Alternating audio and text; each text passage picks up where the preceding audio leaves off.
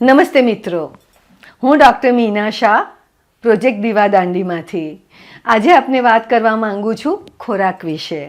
આપણે જે ખાઈએ છીએ તેનામાં જીવનનો આનંદ તો સમાયેલો જ છે, પણ સાથે સાથે એ જરૂરી છે કે ચુસ્ત શરીર માટે, ઉત્તમોત્તમ તમારી વૃદ્ધિ અને વિકાસ માટે, સારી યાદશક્તિ માટે અને જ્યારે પણ તમે જે પણ કરવા માંગતા હો તે સરસ અને ઉત્તમ રીતે કરી શકો તેવા મન માટે.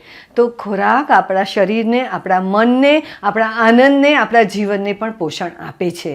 તો કેમ આપણે સ્વસ્થ આહાર તરફ ના જઈએ?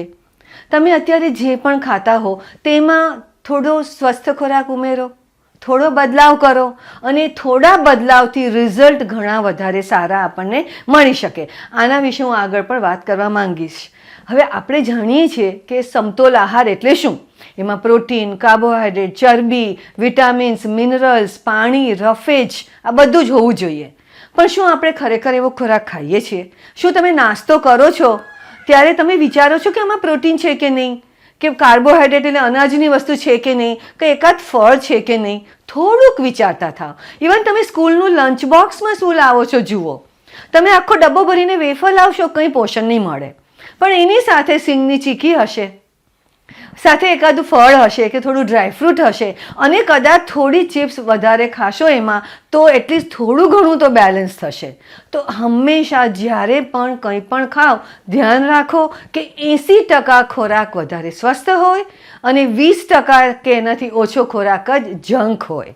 આટલો બદલાવ લાવશો ને તો તમને ખૂબ જ ફાયદો થશે.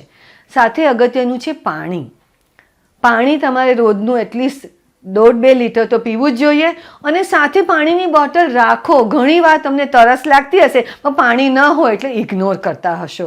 તો મિત્રો, સ્વસ્થ ખોરાક ખાઓ, સવારનો નાસ્તો કરો નિયમિત, સ્કૂલમાં હેલ્ધી લંચ બોક્સ લઈ જાઓ અને જો ઘરે આવીને જમતા હો ત્યારે પણ ઘરનો સ્વસ્થ સમતોલ ખોરાક, દાળ, ભાત, રોટલી, શાક, દહીં, છાશ બધું જ ખાઓ.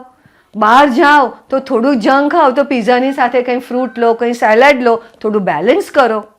તમે જોશો કે તમારું જીવન વધારે સ્વસ્થ થશે, તમને બીમારીઓ ઓછી થશે અને તમે ભણતરમાં પણ વધારે ફોકસ સાથે યાદ રાખીને ભણી શકશો.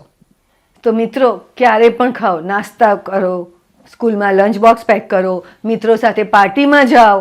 મારી વાત યાદ રાખજો અને 70-80% સ્વસ્થ ખોરાક લેજો. 10-20% જો જંક ફૂડ હશે તો પણ તમારું શરીર તેને સહન કરી શકશે.